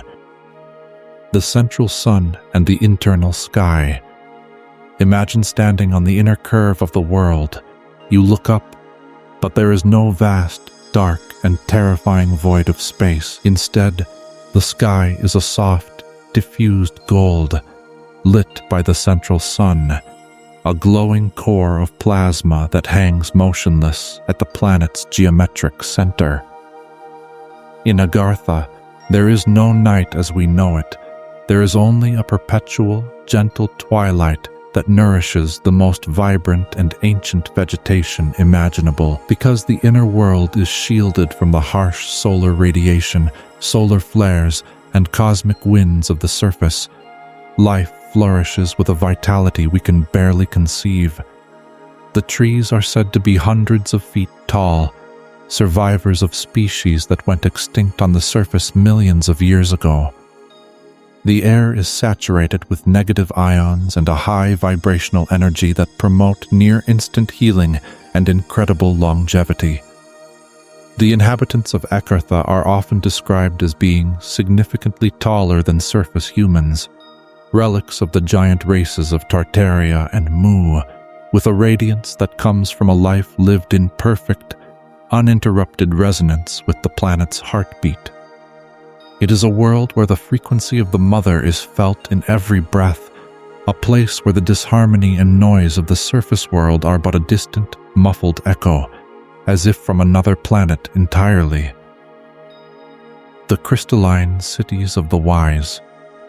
The architecture of Agartha is said to be the absolute perfection of the Atlantean and Mu blueprints we explored in earlier chapters. These are not cities built of heavy bricks, cold steel, or crumbling mortar, but of living stone, crystalline materials that respond to the frequency and consciousness of their inhabitants. The buildings are described as being shaped like domes, pyramids, and spirals, designed to channel the magnetic energy of the central sun into the daily lives of the citizens. In these cities, technology is not a tool used to dominate nature or extract its resources, but a means of harmonizing with it. Transport is achieved through silent, magnetic levitation pods that move along the planet's internal ley lines. and communication is almost entirely telepathic. The Agarthans are said to be the guardians of the Hall of Records, the ultimate subterranean library containing the true history of every civilization that has ever graced the Earth's surface, from the first Silurian experiments to the fall of the Roman Empire. They are the librarians of our species, the silent archivists waiting for the day when the surface world achieves enough spiritual maturity and peace to be invited into the great, glowing archives of the deep. As you drift closer to sleep, imagine walking through a city made of translucent quartz, where the walls glow with a soft violet light, and the only sound is the rhythmic, soothing pulse of the earth herself. The king of the world and the law of synarchy. At the heart of the Agarthan society sits a figure known in many Eastern traditions as the king of the world, or the Chakravartin. This is not a political dictator or a king in the human sense, but a high-level initiate who serves as the tuning fork for the entire planet. It is said that he sits in a state of deep, perpetual meditation, maintaining the energetic balance between the inner sun and the outer atmosphere, and between the inner and outer worlds. Ferdinand Ossendowski, a traveler who fled the Russian Revolution through Mongolia, recorded stories from high-ranking lamas about this mysterious figure. They claimed that the king of the world occasionally emerges to visit the great monasteries of the surface in times of great crisis, leaving behind prophecies and subtle guidance. The Agarthan society operates under the law of synarchy, a concept where every individual is in their correct place according to their own personal vibration and skill. There is no need for police, courts, or written laws because every citizen is a master of their own internal state. It is the ultimate expression of the golden age that we lost on the surface, a society that chose the path of the heart and the collective over the path of the ego and the individual. The vibrational portals of the earth. If Agartha is a physical reality, why haven't we found it with our satellites or our deep-sea drills? Legend says there are several nodal points or portals scattered across the globe, but they are not just physical tunnels. They are places where the dimensions overlap. Mount Shasta in Northern California is frequently cited as a primary gateway, where the city of Telos is said to exist beneath the volcanic peak. Other portals are believed to be hidden beneath the Himalayas, the Great Pyramid of Giza, and the dense, unexplored jungles of the Amazon. However, the Agarthans are said to be masters of frequency and cloaking. You cannot find the entrance to their world simply by digging a hole or flying a plane. The portals are vibrational locks that only open to those whose consciousness matches the frequency of the inner world. This is why many explorers have vanished in these regions. They may have inadvertently stepped through a doorway for which they were not yet mentally or spiritually prepared. For the rest of us, Agartha remains a spiritual north, a destination that can only be reached through the quiet, diligent work of internal purification, the release of fear, and the slowing of the frantic mind. The silent watchers and the UFO mystery. There are those who believe that the Agarthans are not merely hiding, but are actively and carefully watching over us. Many sightings of what we call UFOs, or unidentified aerial phenomena, are thought by some researchers to be Agarthan craft, vehicles that move through the Earth's magnetic field with a fluidity and silence that our crude jet engines and rocket fuel cannot explain. They are said to be the silent watchers who intervene only when the planet's very survival is in peril. They view the surface world as a younger, somewhat troubled sibling who has forgotten its true parents. Their goal is not to rule us or to take our land, but to provide a stable energetic foundation so that we might eventually find our own way back to the light. Every time you feel a sudden, inexplicable sense of deep peace while standing in an ancient forest, or a flash of deep, ancient wisdom while looking at the stars, you may be feeling the broadcast from the inner sun. They are the anchors of the Earth's sanity, holding the space for a future where the inner and outer worlds can finally be reunited in a single, harmonious civilization. The return to the center of the self. As we reach the final stage of our journey tonight, we must ask, what does the legend of Agartha mean for us here in the modern world? Whether it is a physical reality deep beneath our feet or a powerful, enduring metaphor for the inner kingdom of the human soul, Agartha represents the part of us that remains untouched by the chaos, the noise, and the greed of surface life. It is the quiet, glowing center where the truth of our magnificent history is stored, and where the light of the motherland never truly goes out. The descent into the earth is, at its heart, a journey into the self. To find Agartha is to find the place within you that is at peace with all things, a place that requires no external validation. It is the realization that we are not separate from the planet, but are its living, breathing expressions. As you sink deeper into your bed and feel the support of the mattress beneath you, imagine the warmth of the central sun glowing in your own chest. You are the architect, you are the survivor, and you are the guardian. You are the bridge between the distant stars and the ancient stone, the closing of the 5th chapter. The journey is complete for tonight. The maps of the deep have been drawn, and the inner sun begins to fade into a soft, protective, and warm glow. The history of the earth is a vast, beautiful, and intricate tapestry, and you are the thread that connects the ancient past to the unfolding future. Rest now in the absolute silence of the deep. Feel the slow, steady, and reliable heartbeat of the planet beneath you, and know that you are home. The world is safe, the secrets are well kept, and the dawn is waiting just beyond the quiet horizon of your thoughts. Sleep now, and drift into the eternal, shimmering peace of the inner world. The journey continues in your dreams, where the halls of Agartha are always open. Chapter 6. The Vanished Grandeur of Tartaria. The night is now at its deepest point, and the silence is so thick it feels like a physical presence. We have traveled through the chemical ghosts of the deep past, the sunken empires of the oceans, and the glowing corridors of the inner world. But tonight, we return to the surface to look at a mystery that hides in plain sight, a story that isn't millions of years old, but just a few centuries.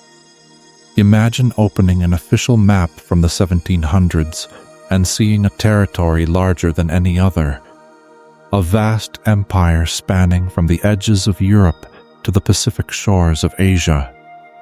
It is labeled Grand Tartaria. Tonight, we explore the enigmatic disappearance of the Tartarian Empire.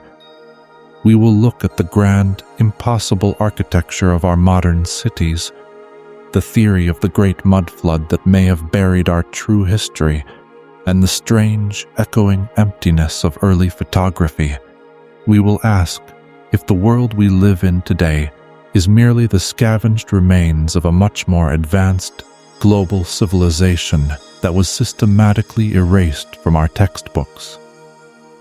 If these quiet investigations into the hidden layers of our more recent past bring you a sense of grounded curiosity, please consider subscribing to the Sleepy Academy. Your presence here helps us continue to excavate the truth from the silence of the archives.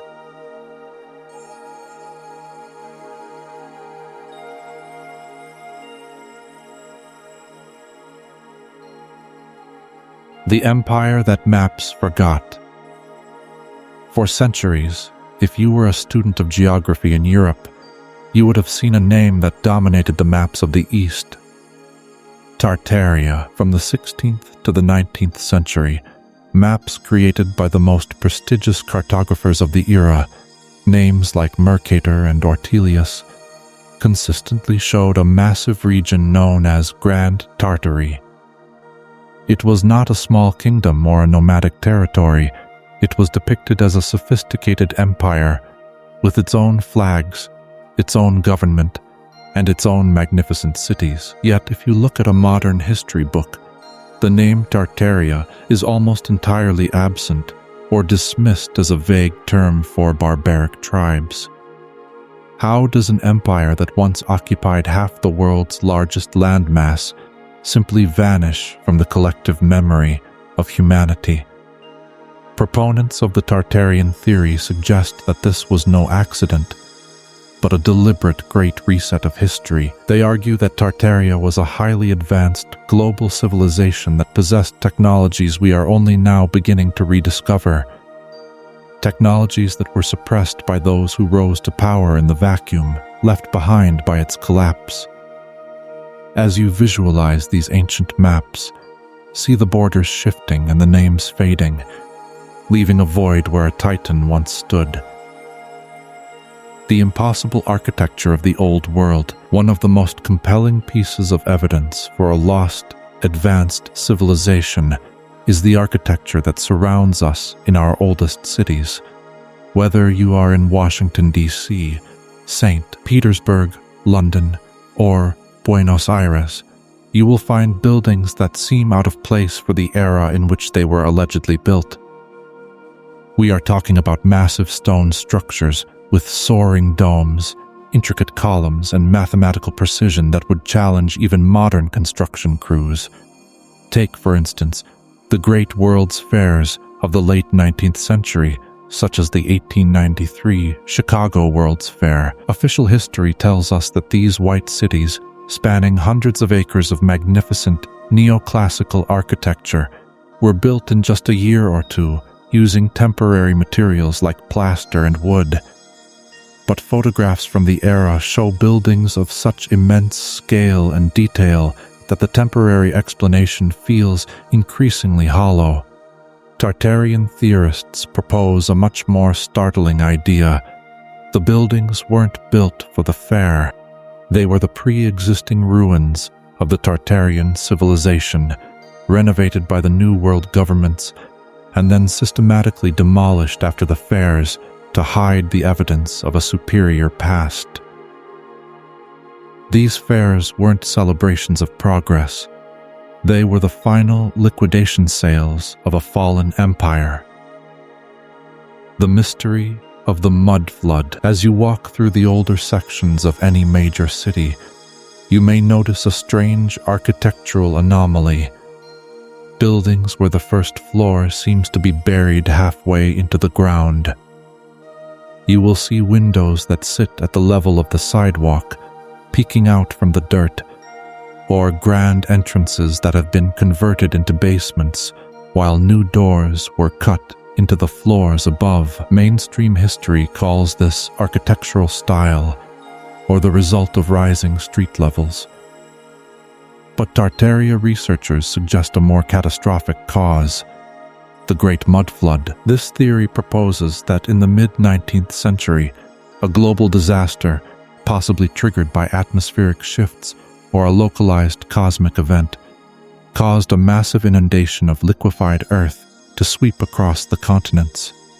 This mud flood buried the lower floors of the Tartarian infrastructure, wiping out the population and leaving the survivors to dig out the tops of the buildings and claim them as their own. This is why our oldest buildings often sit on foundations that go much deeper than we are told. We didn't build these cities. We inherited them from a world that was literally drowned in soil. The Antiquitech and the free energy grid. The most fascinating aspect of the Tartarian mystery is the technology they allegedly possessed, what researchers call Antiquitech. Look closely at the spires of old cathedrals, the iron fences of grand estates, and the strange metallic power stations of the 19th century. Many of these features, now dismissed as mere decoration, resemble modern antennas and energy conductors. The theory suggests that Tartaria was a civilization that had mastered free energy. They utilized atmospheric electricity, drawing power from the ether through their domed buildings and star-shaped forts. The crosses on top of churches weren't originally religious symbols, but atmospheric energy collectors. The massive pipe organs in cathedrals weren't just for music. They were resonance machines, designed to harmonize the health and consciousness of the population. This was a world of wireless power long before Nikola Tesla dreamed of it. When Tartaria fell, this technology was dismantled. The power stations were turned into museums or demolished, and the free energy grid was replaced by a metered, controlled system of fossil fuels and wires, a way for the new rulers to monetize the very air we breathe. The echoing silence of the empty cities, one of the most haunting pieces of evidence for the Tartarian reset, is found in the very first photographs ever taken of our major cities. In the mid-1800s, when photography was in its infancy, images of places like Paris, New York, and Moscow show something deeply unsettling. The streets are empty. You will see grand boulevards and magnificent plazas, but not a single person, carriage, or horse. Official history explains this through long exposure times. The idea that people were moving too fast to be captured by the slow cameras of the day. But researchers point to the fact that there isn't even a blur of movement where thousands of people should be. The cities look like abandoned movie sets. The theory suggests that these photographs were taken immediately after the Great Reset, or the Mud Flood, when the populations had been decimated or cleansed, and the new inhabitants had not yet been moved in. We are looking at a world that had been emptied of its original masters, waiting for the inheritors to take their places in the grand stone shells. The star forts and the resonance grid. Scattered across every continent are hundreds of star forts, massive, geometrically perfect fortifications shaped like multi-pointed stars. They are found in the Netherlands, Japan, the United States, and even remote parts of Russia. Officially, these were built to withstand cannon fire during the age of gunpowder. However, Tartaria theorists point out that many of these forts are located in strategically useless positions, and their complex, fractal-like geometry seems more suited to a technological purpose. They suggest that star forts were actually part of a global energy resonance grid. Their shapes acted as water battery systems or frequency stabilizers, designed to manage the Earth's magnetic currents. The fact that they all follow the same mathematical principles, regardless of which culture allegedly built them, suggests a unified, global engineering standard that existed long before the supposed age of exploration. They are the abandoned nodes of a planetary circuit that once kept the world in a state of high vibrational health. The erasure of the giants. In our previous chapters, we touched upon the idea of the giants of the old world. In the Tartarian context, this evidence is found in the very doors and ceilings of the buildings themselves. If you visit a grand post office or a state capitol built in the 1800s, you will find doorways that are 20 feet high. Why would a primitive civilization, supposedly struggling with horse and buggy technology, waste so much labor and material on such vast vertical spaces? Tartarian researchers argue that these buildings were designed for a population that was significantly taller than we are today. They suggest that the Tartarian Empire was a multi-ethnic society that included giants, beings whose skeletons were frequently discovered in the 19th century, only to be reportedly confiscated and hidden by institutions like the Smithsonian. By rewriting history to fit a smaller, more manageable human, the New World Order could erase the memory of a time when humanity was physically and intellectually more formidable. The grandeur we admire today is merely the scale that was once necessary for the original inhabitants. The Great Reset and the orphans of history. If Tartaria was destroyed and the world was reset in the 1800s, where did the current population come from? This leads to one of the most heartbreaking aspects of the theory: the orphan trains. In the late 19th century, hundreds of thousands of children were sent by train from the east coast of America to the west, and similar movements occurred across Europe and Russia. Official history says these were charity programs for the poor, but Tartaria researchers ask, where were the parents? They suggest that after the mud flood and the collapse of the empire, a massive repopulation effort was undertaken. These children were the blank slates used to inhabit the dugout cities. They were raised with a new fabricated history, taught that their ancestors were primitive pioneers who built these grand stone cities with hammers and chisels, when in reality, they were merely moving into the ruins. We are a civilization with collective amnesia, a generation of orphans living in a palace we can no longer explain. The closing of the 6th chapter. As you drift deeper into the quiet of the night, look at the world around you with new eyes. The stone buildings, the geometric parks, and the vast, unexplained monuments of our past are whispers from a world that was once much brighter and more connected than our own. Tartaria may have been erased from the maps, but its frequency still resonates in the very foundations of our cities. Whether it was a literal empire or a symbol for a lost level of human potential, the story of Tartaria invites us to question the official narrative of our struggle. We were not always climbing out of the mud.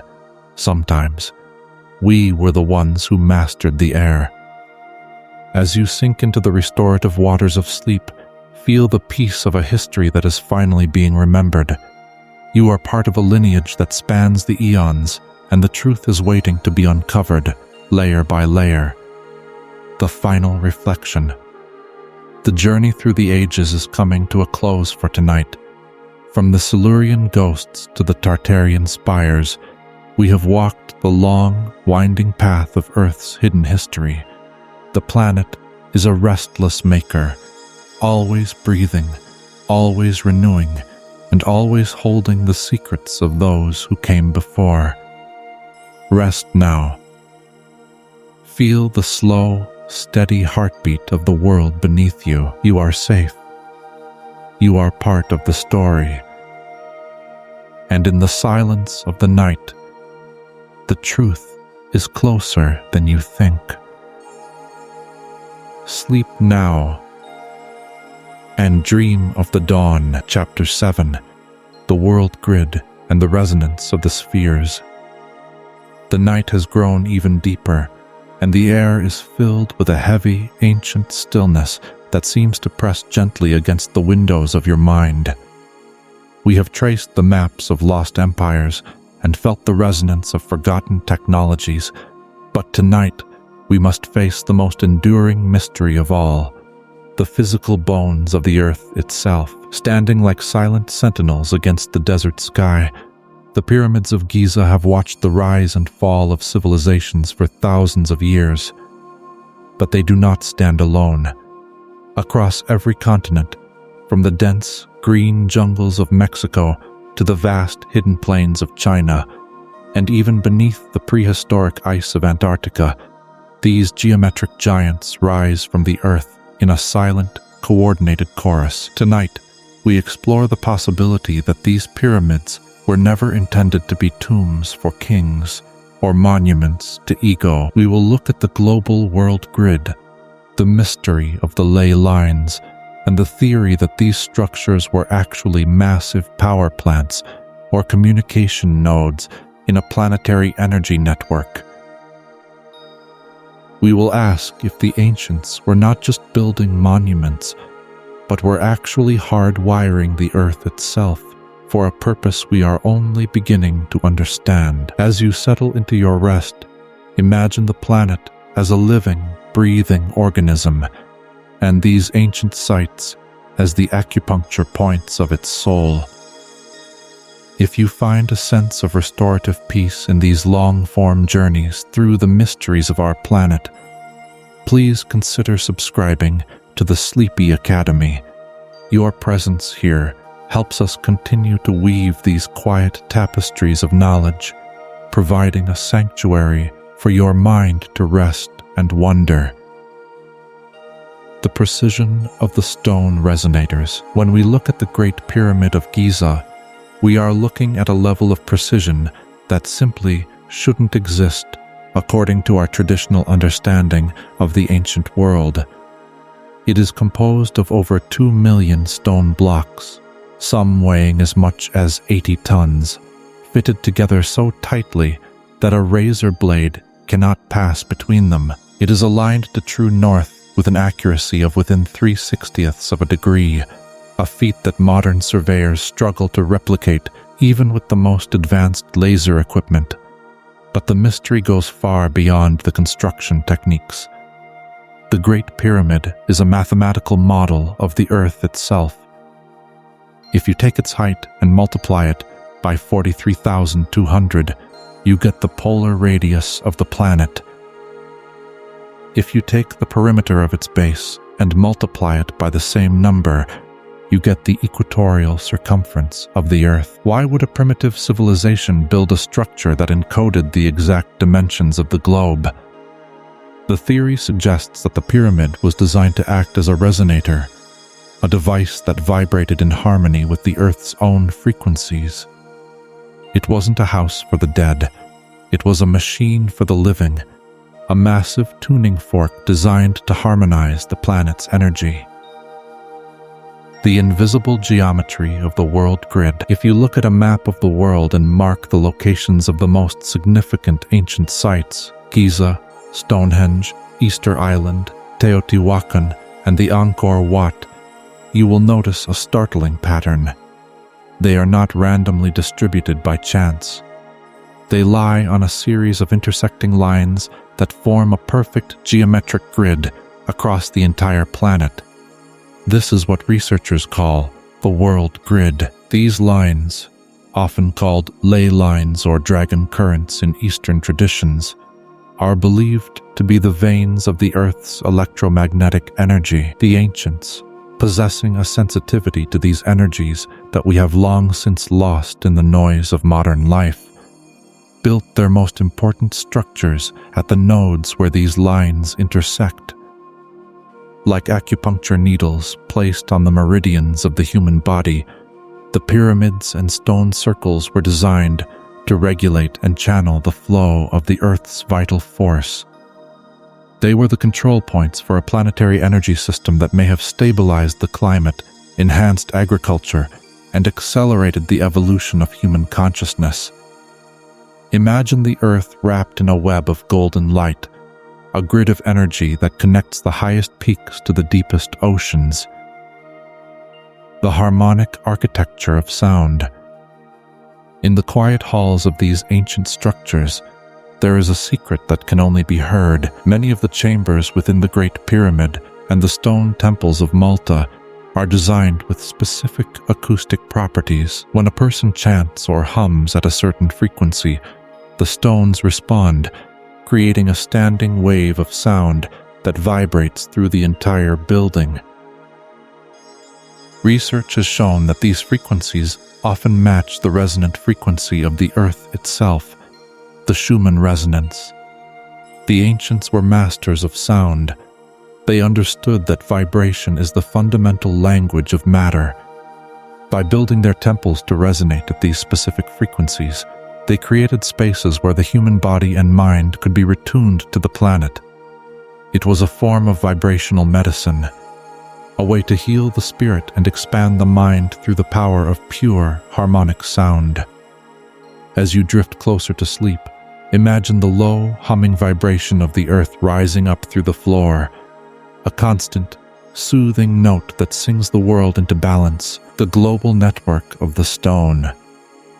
The similarity between pyramids in Egypt and those in South America is often dismissed as a coincidence of engineering. But when you look at the Shaanxi pyramids in China, which were long hidden from the world, or the Candi Suku in Indonesia, the pattern becomes undeniable. They all utilize the same geometric principles. They all align with the same stars. They all sit upon the same energetic grid. This suggests that there was once a global maritime civilization, the same one we explored in the chapters on Mu and Atlantis, that acted as the master architects for the entire planet. They didn't just build in one place. They established a global network. This network ensured that no matter where you were on Earth, you were connected to the same energetic system. It was the original World Wide Web, but instead of fiber optic cables and satellites, it used stone, geometry, and the Earth's own magnetic pulse. The pyramids are the hard drive of the planet, storing the ancient data of our origins in their very geometry. Chapter 8. The Titans and the Lost Bloodlines of Antiquity. As you sink deeper into the quietude of your rest, we turn our attention from the stones to the inhabitants of this lost world. Every culture on Earth, from the Hebrews and the Greeks to the Maya and the Norse, tells stories of a time when giants walked the earth. These were not mere myths or campfire stories, but the persistent, cross-cultural memories of a race that was physically and intellectually superior to modern man. Tonight, we investigate the suppressed evidence of these ancient titans, the ones known in the Bible as the Nephilim.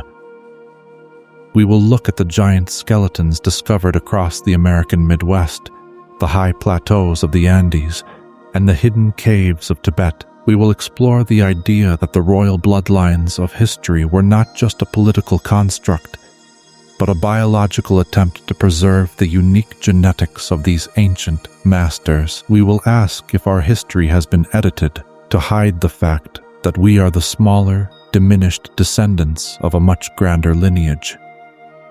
The confiscated bones of the giants. In the 19th and early 20th centuries, newspapers in the United States and Europe were frequently filled with startling reports of massive human skeletons being unearthed from ancient burial mounds. These skeletons often measured between 7 and 12 feet in height, featuring double rows of teeth and elongated skulls. They were found in places like the Ohio River Valley, the caves of Nevada, and even the Grand Canyon, often accompanied by advanced artifacts, copper armor, and strange tablets that didn't fit the native cultures of the area. But where are these bones today? Proponents of the giants theory suggest a coordinated effort to suppress this evidence. They point to the Smithsonian Institution and other major museums, which allegedly collected these remains and then lost them or moved them to private, off-limits collections. The reason? To protect the established, linear theory of human evolution. If we were to acknowledge that a race of highly advanced giants once lived alongside us, we would have to rewrite every textbook. These giants were likely the original builders of the Antiquitech and the master architects who could lift the 80-ton blocks of the pyramids as easily as we might lift a brick. The biology of the divine right. The concept of the divine right of kings is found in almost every ancient civilization. The rulers of Egypt, Sumer, and the Aztec Empire were not just seen as leaders, but as beings of a different blood, They claimed to be the descendants of the gods, the shining ones who survived the flood. When we look at the practices of these royal lines, such as the binding of skulls to create an elongated shape, we see an attempt to mimic the physical characteristics of the ancient titans. These weren't just fashion statements. They were attempts to maintain a connection to a specific genetic heritage. In the blood of these lineages, it was believed, resided the memories of the old world and the capacity for higher consciousness. We see this obsession with genealogy repeated throughout history, a desperate attempt to keep the fire of the gods from burning out in a world that was becoming increasingly dense and forgetful. The footprints of the Nephilim, evidence of these titans, is not only found in graves, but in the landscape itself. Across the world, there are cyclopean walls, structures built of stones so massive that later generations could only explain them by saying they were built by giants. At Baalbek in Lebanon, the trilithon stones weigh over 800 tons each. They sit at a height that makes the use of primitive rollers and ropes seem laughably inadequate. The legends of the local people are unanimous. These stones were moved by the ancient ones using sound and spiritual power. In the mythology of the Greeks, the Titans were the ones who ruled before the gods of Olympus. In the Norse sagas, the Jotun were the primordial builders of the world. These stories are the echoes of a time when the human form was more robust, the mind more powerful, and the connection to the earth's energies more direct. We are the survivors of a long, slow decline, the children left behind in a world built for giants. The ancestral memory in the blood. As you drift into the deeper stages of sleep, consider the possibility that these giants never truly left. Their genetic markers may still reside within us, dormant and waiting for the right frequency to awaken. This is why we feel a sense of awe when we stand before a megalith. It is a recognition of something that was once ours. We are not the first, and we are not the only ones. The bloodlines of the past are woven into the tapestry of the present. Every time you show a burst of unexpected strength or a flash of deep, ancient intuition, you are accessing the inheritance of the Titans. The world is a much older and more crowded place than we are told, and you are a vital part of its ongoing story.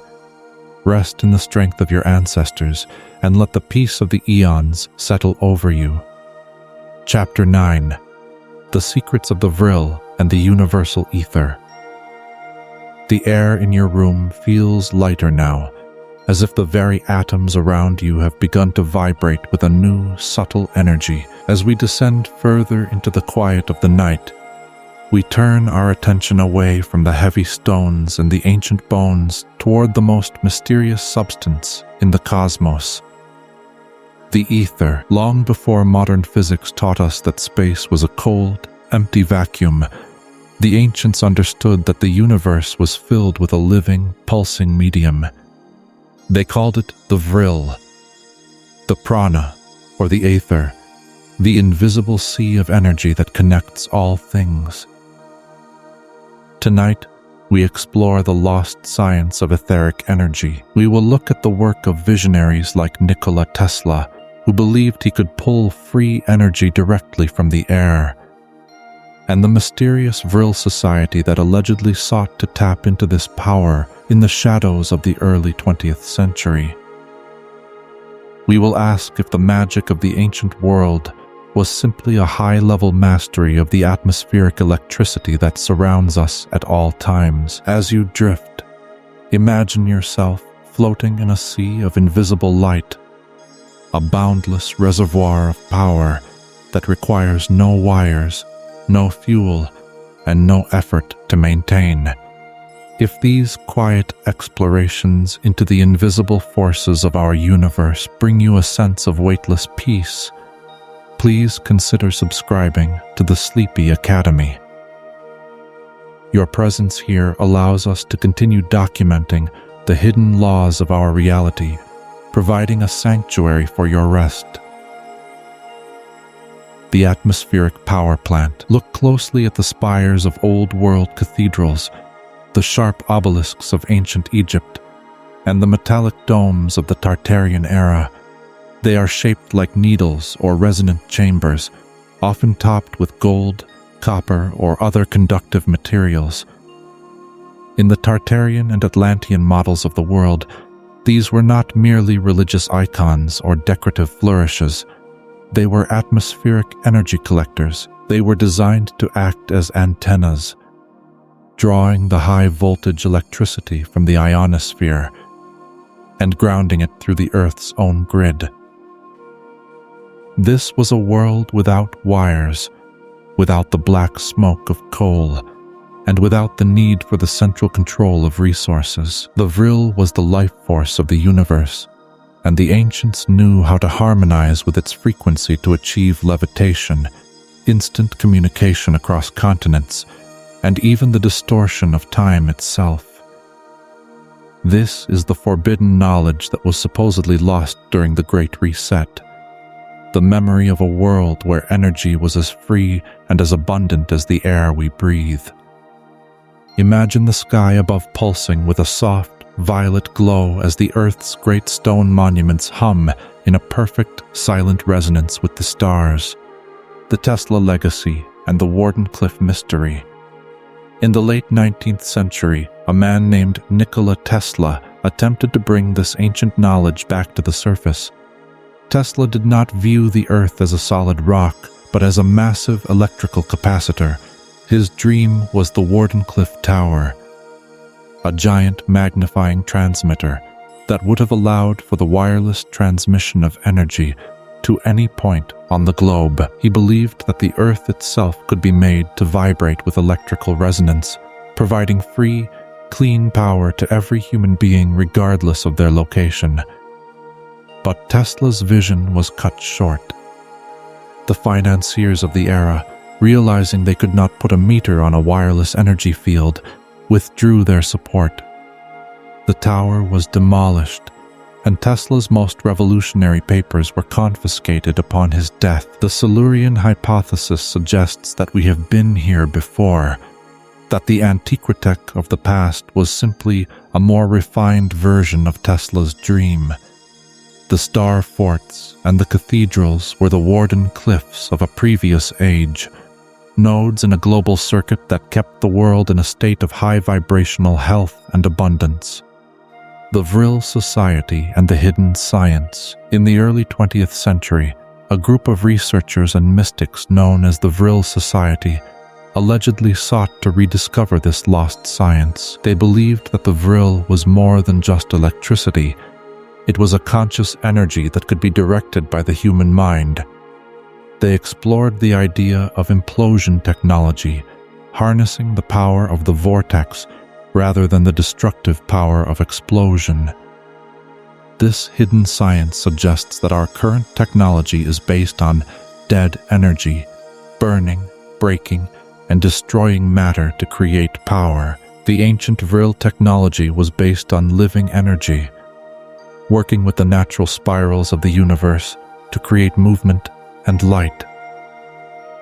It is said that this technology allowed for the construction of the shining discs witnessed by Admiral Byrd, vehicles that move not by pushing against the air, but by warping the space-faring ether around them. As you sink deeper into your bed, imagine a world where travel is silent and effortless, a graceful glide through the invisible currents of the cosmos.